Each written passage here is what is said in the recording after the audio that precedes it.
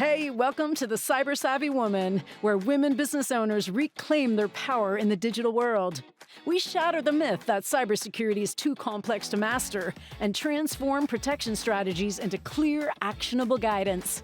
This is your digital empowerment sanctuary, where cyber fear becomes cyber confidence.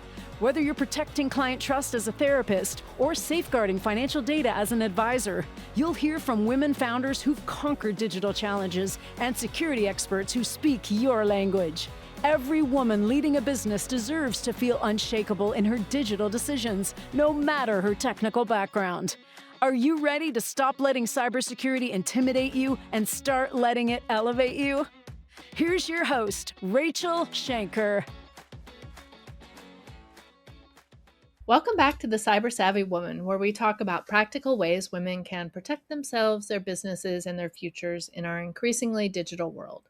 I'm your host, Rachele Schainker, a Silicon Valley technologist and owner of the award-winning managed service provider, CMIT Solutions of San Mateo. Today's guest is Natalie Spiro, CEO of Drum Cafe North America and founder of Blue Fire Leadership. Natalie is an organizational psychologist, executive coach, and TEDx speaker who has spent more than 2 decades helping organizations build connections, collaboration, and engagement through rhythm-based experiences. Her programs have brought millions of people across 58 countries together through the power of drumming, leadership development, and experimental learning. Natalie, welcome to the show. Thank you so much, Rachel. I'm so happy to be here. Yeah, no, your journey is so amazing. Share with us kind of, growing up in South Africa and now you're building a company in US. Share with us kind of how that path unfolded for you. Wow, it's a long story. Yes. Well, as you know, as an organizational psychologist, I have an MBA, but I come from a family of serial entrepreneurs. And so in 2000, I emigrated from South Africa to the US. I went to San Diego first because my parents were here. And, I always had a passion to come to America. And when I arrived, I came with a business that I was already in, which was a jewelry design business. And I had won a contract through Nordstrom's and, was out here trying to launch my brand in America. However, unfortunately, that failed. And I got a position with Four Seasons, the hotel group. And during that time, I actually got a phone call from a friend of mine in South Africa who has a show called Drumstruck, which is kind of like an interactive stomp, if you will. And basically he said to me, listen, you're an entrepreneur, you're an organizational psychologist, you have an MBA, surely you can take this to corporations. And I'm like, surely I can. Brand new country that no one knows me in. Anyway, I went to a party one night, met a woman who was the SVP of Motorola, and we got chatting. And he had just sent me a video to watch, and honestly, the video, like my hair on my arms stood up. And I don't know what we spoke about, but she was kind of asking me, what are you going to do in this country? And I was like riffing with her about rhythm and leadership and all of this kind of thing. And she was like, wow, I'm not going to hire a keynote speaker. I want you. So I've got a meeting for 100 regional managers in Vegas, and I'm hiring you. I said, fantastic. And I literally went home, called Warren, jumped on a plane, went back to South Africa. I bought 100 djembe drums. I bought all the stage gear at a farmer's market, came back to America and flew him in. Plus, I had 3, West African, from Guinea, actually, drummers that I had met at I went to a surprise kind of opening of an African art museum, and I was like, walked in and they were playing djembe, and I was like, I want you. And Wow. Yeah. I had my team. We rehearsed in my backyard, drove to Vegas, delivered the event, and they all loved it. And literally, she was the first client and the only client that ever said to me, you know what, Natalie, you're not charging me enough. Raise your price. And and then she booked me for a second gig, and that's kind of how the whole life unfolded. I mean, so once you kind of like, you're with Motorola, you're doing their gigs, and then you probably are getting other gigs also as well. At what point did you kind of realize that this wasn't just a one-off experience, but a real viable business that you were thriving with? Like, what was your kind of, where were you when you realized that? Interesting question. I had done a showcase, which I had put on in San Diego at the Handlery Hotel. And, a lot of people came, mostly my friends. And we had done this event. And I remember one of my friends saying to me, this was fabulous, but like, you really should get a full-time job. Like, who's gonna want drumming in America, like corporations? And I did another event, and all of a sudden I had people. I was reaching out. I joined different associations. As I spoke more about what it was, and we don't just sell drumming. We sell bonding. We sell communication. We sell rhythm and leadership. We sell. It's not just a drumming experience. Exactly. Yeah. Yeah. We're not at a concert. So, then we started getting a lot of different companies coming forward, and we just, we did the marketing, we attended trade shows, we did those types of things, and we just kept on getting more and more clients. Yeah. Well, I mean, it sounds like you did the work. You had the framework. You got out there and did it, and so that um, helps with the support, of the success. As you facilitated experiences for, a lot of people, maybe millions of participants. What has surprised you the most about the power of rhythm in organizations? That it actually can transform people. So I've had experiences where, in a healthcare industry, one of the women came up to me afterwards and said, I have breast cancer, and this completely grounded me. I'm buying a djembe drum, and this is how I'm going to heal. um, to a person in an insurance company that literally came with their arms folded. And I was told by their manager that they never participate, that they sabotage all the meetings. And through the event, through the actual program, this woman I could visibly see unfold and start drumming. And eventually she was standing up doing solos on her drum Wow. me afterwards and said, I don't know what you did here, but you unleashed the beast. And what you did, I want you to come back and do it again. So I feel like what it does is it connects with something that's much more primal inside of us. And people, not only from the joy factor, because it motivates, it inspires, it motivates, it engages, people have that left right brain connection. And the it's transformative. You move from your head to your heart space. For someone who hasn't seen the drum cafe experience, what actually happens in the room? Kind of take us through, a quick little high level, you know, little infomercial, if you will, so we can visualize it. Funny, because I actually just completed a video that takes you through the whole drumming event, Oh, excellent. Yeah. which I'm going to share with you afterwards. Um, but basically, what we do is people gather outside the ballroom. We are set up on stage. There's a drum on every chair. We break into this amazing West African rhythm. The doors break open. People come in, with their coffee, and they're chatting to each other, and they're on their phone, and they see this musical group on stage playing West African and Latin American grooves, and they're like, what the hell is about to happen here? It's not the typical opening of a conference. You walk in and watch a video, the CEO comes out. Anyway, it's kind of a blast me into another stratosphere, out my head, into my heart, sit down, grab the drum, and they start getting into the same heartbeat.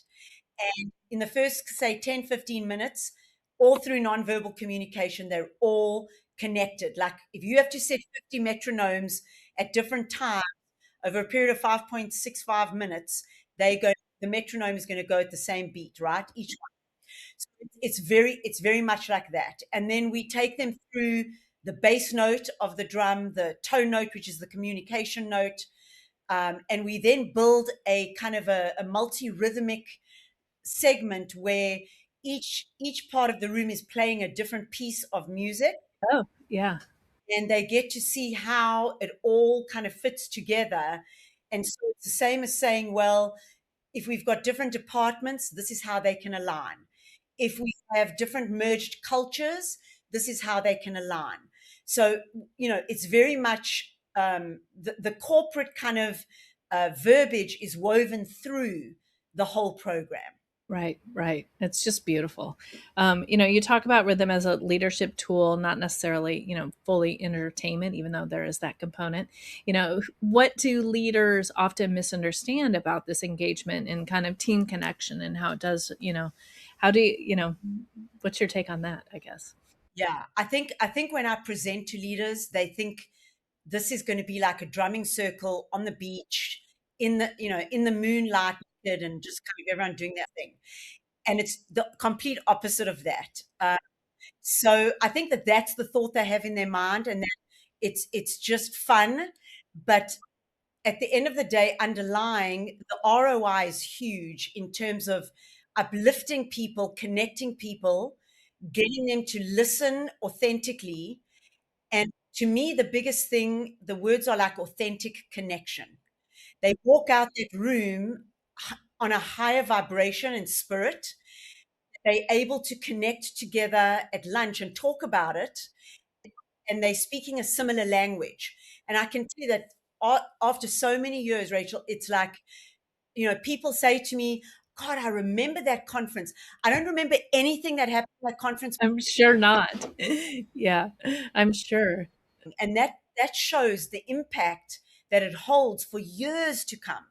I mean, I just had a call yesterday with a client from SoCal Gas that I have done many, many, many events for since 2014. Wow. Wow. And, you know, she remembered, she said, you were the first thing when I came to the organization, it was my first day starting, and you were the first thing. And she said, what it did for the culture, how it set the culture for me, I was like so proud to work for this company. Yeah. Yeah. It's amazing. Impact it has. And I often ask clients, like, what's your COI, right? What's your cost of not doing it? Yes, that's so smart. Yeah, what's not the ROI, what's the COI? Right, exactly. So many companies, they heavily rely on presentations and slide decks. Why do the experimental programs kind of create that deeper impact? Is it just something in our biology? It like gets into our brain? Like what is your take on that? Like how is it getting into us, I guess? Yeah, I think it's a multiple number of things, as you say. Firstly, drumming is right left brain oriented. So it marries those two, right? Logic and creativity and innovation. Um, Secondly, because you're engaging in something, uh, Maya Angelou's quote, and I don't remember it exactly, but it's not what you say or hear, it's how you make people feel. And through that drumming and the things that I do during the program and my facilitators do, where we get people to put their fingertips on the skin of the drum in half the room while the other half is playing the heartbeat. And I'm talking to them about leadership concepts and things they need to be thinking about. That doesn't just go into their brain, it sinks into their soul and to their bodies. So a very somatic experience. And we all know that everything lives in our body. It's not only in our head. And that emotion and that feeling that's created, and the fact that you're actually interacting and engaging in something, not just, you know, looking or looking at it. Consuming it? Yeah. So it's all your different modems of bringing in information, right? Like visual and auditory and kinesthetic, everything is brought together. Yeah. Yeah. I love that. What do you think the best leaders understand, maybe about listening that others are missing? Like when we think about leaders who kind of are like top down, like we're going to not do this, does this kind of event, this kind of experience kind of open them up to everyone? So like maybe they're more aware, or, what are the, impacts once you leave? Does it break down the silos? Like where do you see the impact of an organization after they've gone through this? Brilliant, brilliant question. So I know this from my repeated clients who have used me year after year, or like, let's say they've booked me, like, certain companies book me for all of their leadership events. And the one commonality that comes out afterwards, firstly, the leaders themselves who believe in this because they've experienced it, once they say, oh, I want you to come for my entire group, is because they actually have that growth mindset, right? They can see the vision of what it's going to achieve with their group. It's going to bring their group closer together. It's not going to say, no one's to say after they walk out, they're going to do $1 million in sales. You can't measure that. What you can measure is how elevated and how motivated and innovative they become as a result of the experience, which then pushes them to do the sales or the long-term customer, building of relationships. That's where the connection comes in. It's the ripple effect. And those who hire me are typically people who are more growth mindset, just open-minded. They understand that this is what brings people together, that there's a deeper listening and there's a way to communicate that's not top down. You will do this. Yeah, yeah, I love that. Let's talk a little bit about your leadership development with Blue Fire. You founded Blue Fire Leadership, which focuses on leadership coaching and development. How does that work complement with Drum Cafe? Well, very much so, because I bring the rhythm into my leadership events. So I don't only do like a specific program that is an open or a close of a conference, right? I use rhythm because there's rhythm in everything we do, right? So if you look at leadership and you look at the tenets of leadership, like connection and curiosity and vulnerability and communication and connection, all of those things, to be a good leader or a great leader, you need to create a high performance team.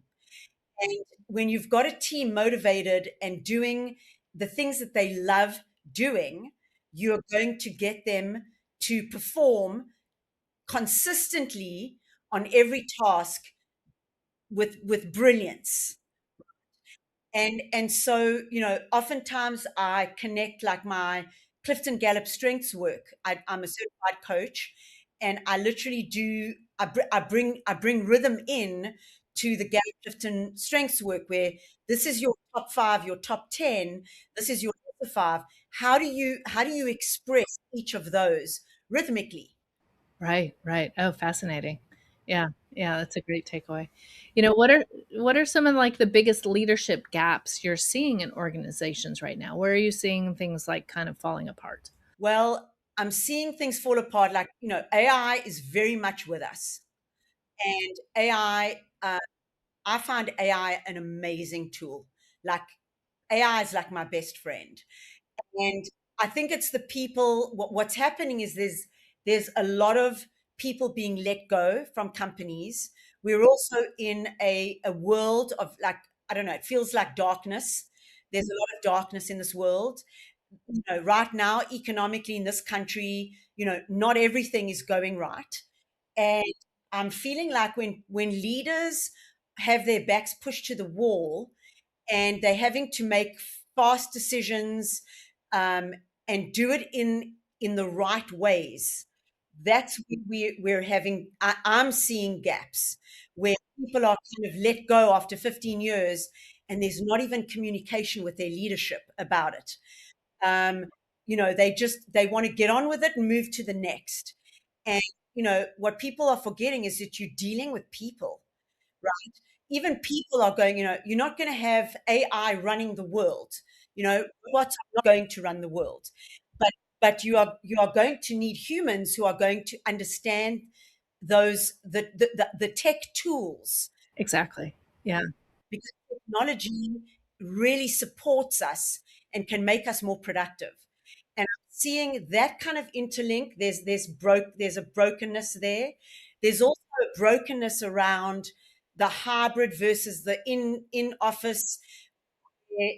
They don't quite know still, and it's 5 or 6 years now, 5 years after COVID, they're still struggling with that whole scenario of how do we manage this, on Zoom and using tech, but still keeping it interactive and engaging. and not just boring people to death by telling them things. There's a lot of those kinds of things that I'm seeing gaps on. Uh, and I think that people are also like kind of not spending money where they should be spending money. Yeah, yeah. Same. I'm hearing about a lot of like travel restrictions, like no travel. And so like then that kind of tags onto your, no, they're working remotely and now they can't go to like a convention or something. And it's just like you're isolating them even more. And it's People need connection. I mean, that's what we live for. You want to touch another person, whether it's physical or emotional or cognitive. You want to connect, and that's a human instinct. And if you take that away from humans, we are slowly. I mean, the rise in mental health issues in this country has become astronomical. yes. Yeah. It's not going in the right direction. That's for sure. Not going in the right direction. No, yeah. Let's talk a little bit about technology and business. You mentioned it a little bit about AI is your best friend. I love that. But your work is deeply human and experimental.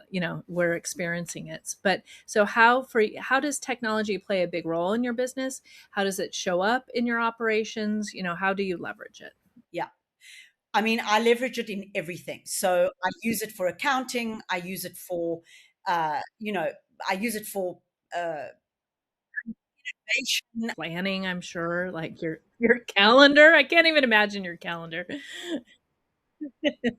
My calendar, my back of house calendar for events, but I also use a lot for now for kind of like writing and developing scripts for I've created my websites. I've just I've launched a nonprofit that's going to bring rhythm to underserved children in different school arenas around. It's a global vision, okay, but it's in San Diego.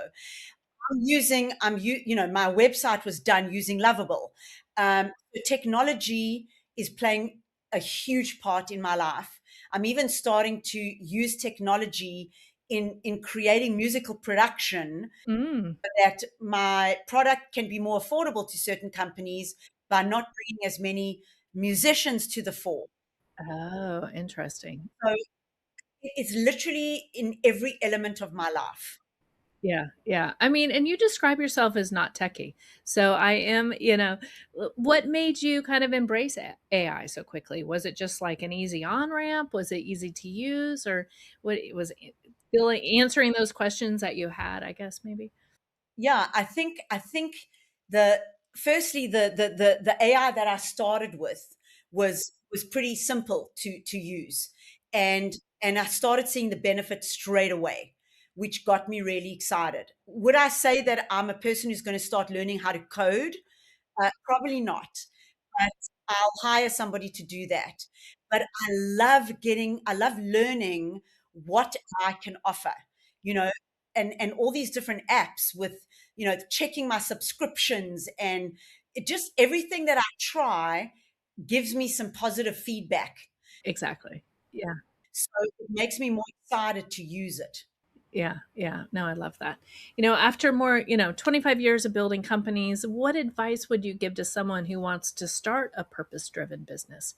What do they need to be paying attention to and make sure they incorporate when they're, you know, Yeah, I love that question. Wow, I wish I had had that question when I started because I was just shoot from the hip, man. um, with all my experience and now mentoring CEOs to scale their business into the 7, 8 figures, I would say that if you have a calling, which most of these businesses are that you want to start, it starts with an idea and it's a calling. I think that the first most important thing is to really focus on a big picture vision. Where are you going to be 3 to 5 years from now? Like, and think big. Don't allow any constraints to come in your way. Oh, but I don't have none of that. Just think big. What is my team going to look like? What's my dream team? What's my day going to look like? What is my avatar? Who am I going to be servicing? How am I going to create relationships? All of these things need to go into your big picture vision. And then I would say that you really need to focus on mindset, because if you don't have a go-giver, full of gratitude mindset, that evokes the positive, because you can hire somebody technologically minded, you can hire accounting people, you can hire things that are not in your wheelhouse. Entrepreneurs are visionaries and innovators. You need a person who's a 2IC, who can integrate things for you. You need to have that big picture vision that you can just talk about and that people get excited about. Yeah. Hmm. I love that. What share with us kind of one of your most memorable events or audiences that you've ever facilitated. I'm sure you have tons of good stories. Share a story with us. Tons. Okay, the one was really, it was for Qualcomm many years back, and the marketing person wanted to hire me so badly, and her CEO team was like, I don't know. So she brought me into a meeting. I had all the C-suite in front of me. Anyway, hana with everybody, and you can imagine the one person that really was kind of the most sticky was the finance person. Sure. And they said to me, not so sure. And so I said, listen, let me make you an offer. If you don't gain value after this event, I will give you your money back. The guy was like, wow, I can't lose anything, right? Anyway, we get to the event, and they had also told me that their CEO was new. She was very quiet and introverted, and was going to be very difficult to follow what I was going to present. I said, let's not worry about that. Let's see what kind of unfolds. Anyway, they had 100 people on beach chairs because it was a beach day. So they decorated the room with beach chairs. Everyone was in board shorts with, baseball caps. And we do the event, and it's like unbelievable, 600 people, right? The CEO comes on stage, doesn't go behind the podium. She comes right to the center of the stage next to me, kind of give this a right, and telling everybody to give a round of applause, and everyone's standing on their chairs. Anyway, people couldn't believe that the CEO had come from behind the podium. And I said, I went up to this guy, Mike, and I said, so what's your thoughts now? Like, do you want your check back? He's standing, just remember, he's got his ball cap the other way around, under his arm, banging on this thing. Are you mad? He said, I don't know what we're going to do next year to top this. Yeah, exactly. I mean, that is so inspiring. I love it. I love it. And so when someone leaves your program, what do you hope they carry with them? What is the message or the feeling that you want them to walk away with? I really hope they walk away with, and most of them come to me afterwards. And, I've got so many, video testimonials of how people just felt uplifted, recharged, repurposed, connected to their spirit, just feeling inspired and motivated and feeling joyful. We do have a lot of time in life to just feel joy, and so many responsibilities, and for our teams and for our kids and for our furry kids, and it's just like life just seems like a checklist of things. And what I want them to walk away with is the sense of joy, that they felt connected to each other, because that's what's like, to me, I seek community to build my spirit. If I don't meet people and be with people and talk to people, I feel isolated and depressed. Yeah, yeah, so true. So I want them to feel that.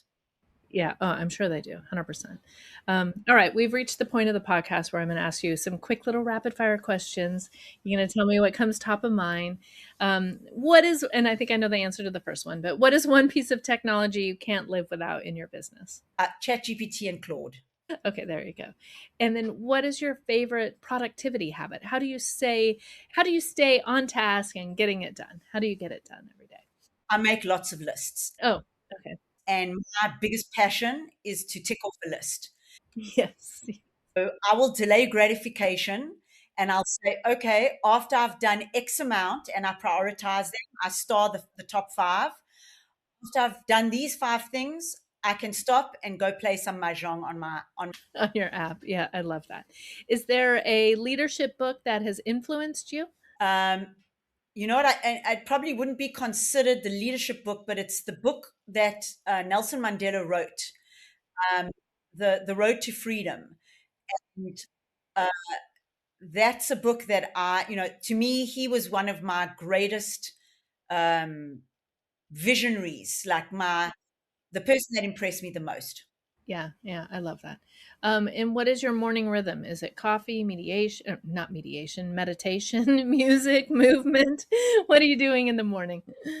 I'm not a coffee drinker, but I like the first thing I definitely have to fuel my bodies. I do a kind of a chocolate protein shake, and I tidy up my house because I need like anything that was dislodged the night before, cleaning things up. And it's not that I'm OCD, but No, just you're setting the day, I can appreciate that.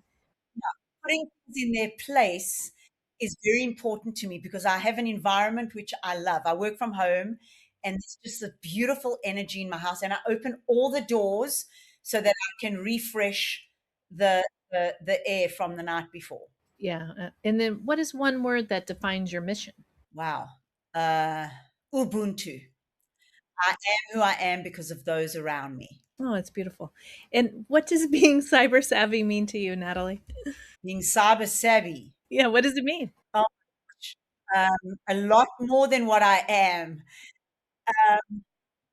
Being cyber savvy is really understanding, there's a dark web. There are people out there who are trying to con you, but in the most part, people are out there trying to really help you. And use that and get yourself savvy because you need to be cyber savvy. Yes. Well said. Well said. That's perfect. Natalie, this has been such an inspiring conversation. What I love about your work is that it reminds us that while technology can make our businesses more efficient, it's human connection that makes organizations truly thrive. From building a global company around rhythm to helping leaders rediscover their power of engagement, you're showing that great leadership isn't just about strategy, it's about listening, connection, and shared purpose. Thank you so much for joining us on the Cyber Savvy podcast. And to our listeners, please be sure to check out our show notes. Natalie has a book coming out soon. We'll look for that link, her website, her new nonprofit. She has so much going on. I appreciate you, Natalie, so much. I really appreciate your time and the work that you do. Thank you so much. Thank you. I appreciate you too. And all right, have a good day. The Cyber Savvy Woman podcast requires more than a conversation. It takes action, research, and collective wisdom.